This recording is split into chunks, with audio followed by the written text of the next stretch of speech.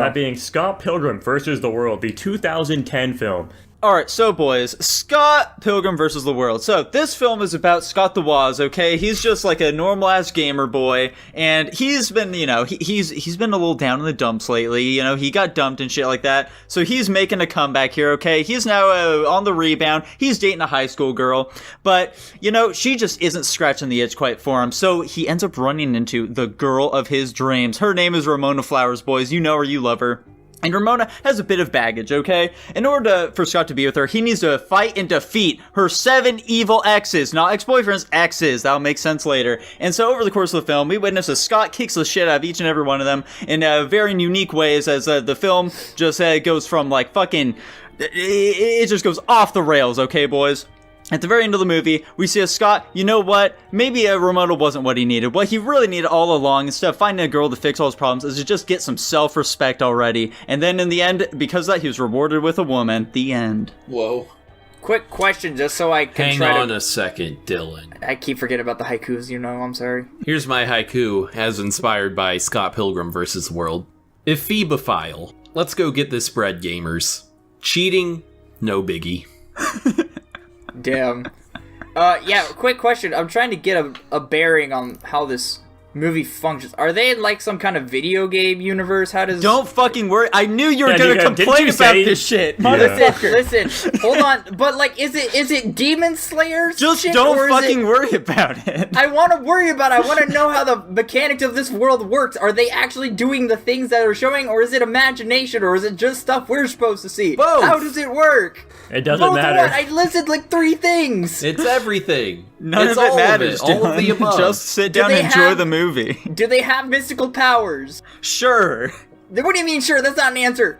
It's unexplained. What This you see is in the just movie is what what Canada you get. is like, dude. I'm just gonna imagine that their world operates off of the basis of, like, video game mechanics and shit. They just get... Everybody can have powers if they choose or something, or activate Sure, if that's whenever. what sets your mind at ease, go for it. It doesn't, because I was really hoping one of you had an answer for me. It's just the movie being stylish. Yeah. The people who created it didn't think about it.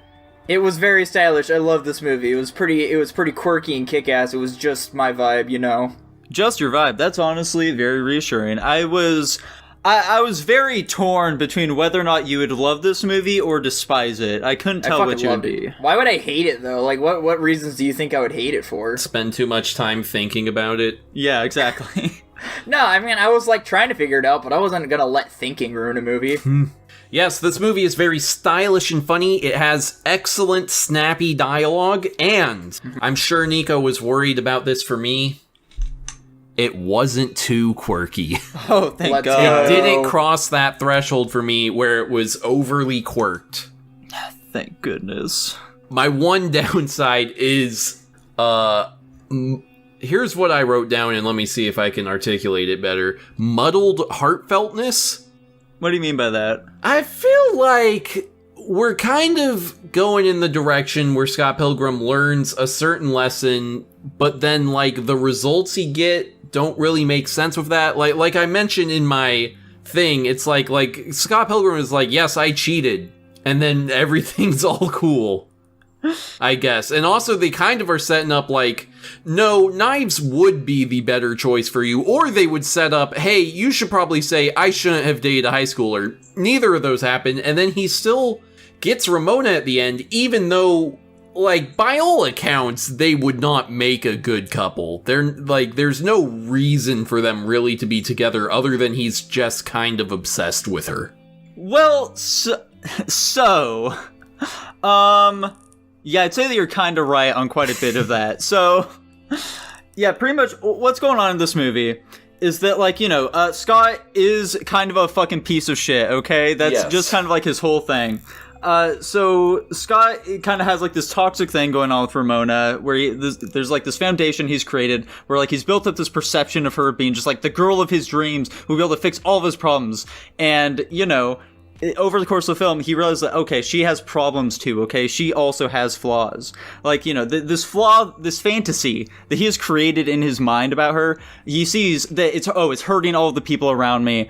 And so, slowly but surely, he begins to, like, open up, fix himself, He's able to gain the power of self-respect. That's the big thing in this movie. It is literally more powerful than the power of love, is what Scott is able to acquire. However, this is kind of just told to us. We don't really see how Scott has become a better person, other than just being like, hey guys, I'm kind of an asshole. I'm sorry about that. Sorry. And yeah, like who he ends up with at the end, this is a pretty hotly debated thing. Like, you know, ending up with a high school girl is definitely not the ideal solution here. She was 18 by that point. True. Still a high school student, but 18, so... what is the age of consent in Canada, by the way? 14. Oh. Fair play then, Scott. Live your dream, dude. I'll fact check that for you real quick. Ending up with Ramona, I don't think is totally the right way either, but at the same time, like, I can also see it still, because, like, you know, she's finally been able to, like, you know, get past all the stuff with, like, her past with all these exes and shit like that, and Scott's allegedly become a better person, and so they're now, like, you know, forge a new future together, and as hopefully healthier people. But, holy shit, 16 in Canada, that's insane. Good job, Scott. But, like, Ramona and Scott don't really have any chemistry at all. Like, I feel like their romance is, like, the weakest part of this film for me. And that, like, you know, we just don't... he's with her because she's hot, and she just, like, you know, started making out with him when he came over to his house. And now they're a couple. There's not a whole lot else really going on there between them. He should have ended up with neither of them, because they're like, you know what, you're right, you are an asshole, I forgive you, but I'm not gonna be with you. Yeah, I'm just too cool for you, honestly. Like, they all should have been like, okay, this was a growing experience for all three of us, and we're gonna move on with our lives, and now we're, like, better people. Yeah. But other than that... Yeah, exactly. Other than that, though, like, those are flaws in the movie, I do fully acknowledge, but at the same time, okay? My voice is cracking, I'm so excited to talk about this film. Like, this was phenomenally stylish, okay, in every respect, from just, like, the editing, cinematography, soundtrack, the passion that was poured into this film just shines through so brightly in the end product here, guys. Like, this is, like, fucking, like, my fourth time watching this film now, I think. I'm still catching all these, like, little cool editing flourishes I never noticed before, you know? Like, this shit's fucking insane. Yeah, this movie has 2 Avengers in it.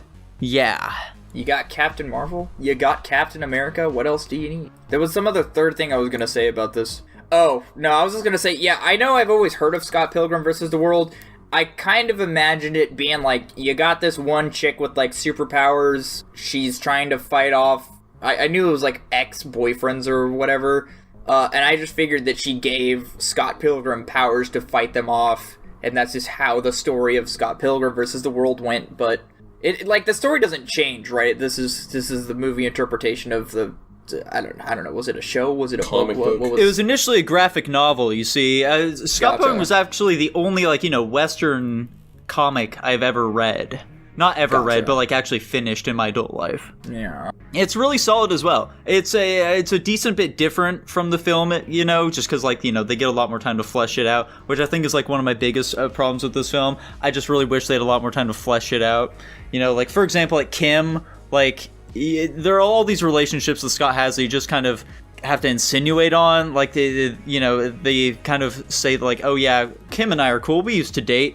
I would like to see, like, how his relationship, like, kind of fell apart with her, I guess, is the big thing. Because, like, there's obviously some sort of tension there. We don't know what the fuck it is, though. Yeah. Dude, I think the ending being incredibly rushed feeling, from my perspective, is the worst part about it. But it's pretty sweet otherwise. That's about it. I thought a lot of the humor was pretty unfunny, but I could see why some people would enjoy it, and I think the movie's very stylish and silly. Yeah, this film is definitely, like, really unabashedly itself. Like, you kind of just need to be fully prepped for it and be willing to accept the movie for what it is.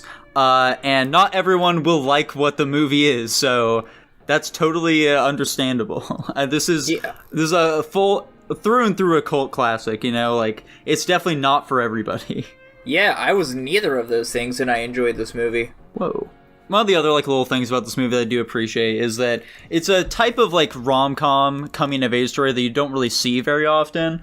Where it's like, you know, it's like this, it's like a dude in like his early 20s, like post-college age, where he's just kind of like directionless, akin to like Take Me Home Tonight, as well as fucking 500 Days of Summer, you know?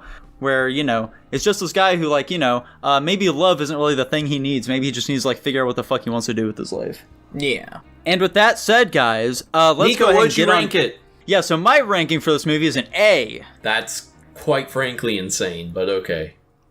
Shocking. He Jackson. doesn't even like the movies he likes. I do like this movie. They're just like an A is still really good rank. First of all, Tanner, I do have issues with this film though. Is the thing. Jackson, how about you? How'd you feel about it? I gave it an A-. Whoa. Dylan, how'd you feel about it? I thought this movie was fucking kick-ass. I gave it an S-. Man, I'm kind of torn now, because this was one where I'm, like, 50-50 between two ranks, and we talked it up so much, but then the ranking Nico gave it is below both of them, so... I don't know.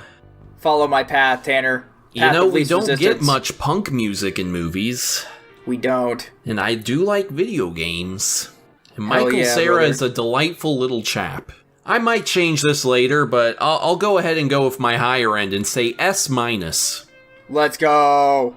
So does this land higher or lower than that one movie you compared it to initially, but I can't think of the name of right now? The fucking stupid Tater Tots guy one.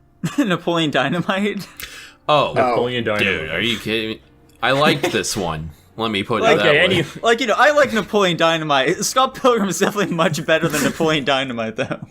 I don't know anything about Napoleon Dynamite. It could be some fucking cinema masterpiece I've never heard about. Anyways, that puts it at an A+ overall. Let's go. Fantastic. Unshockingly, I would agree that this is the best movie we watched this movie. Oh, 100%. I could definitely see myself pushing it up at some point later if I give myself some more time to think about it, like I did for some of the other ones that I ended up pushing up, but I don't know. Right now, just like the flaws are too, like, you know, glaring in my head. It just makes me not want to quite give it that high, you know? Mm-hmm.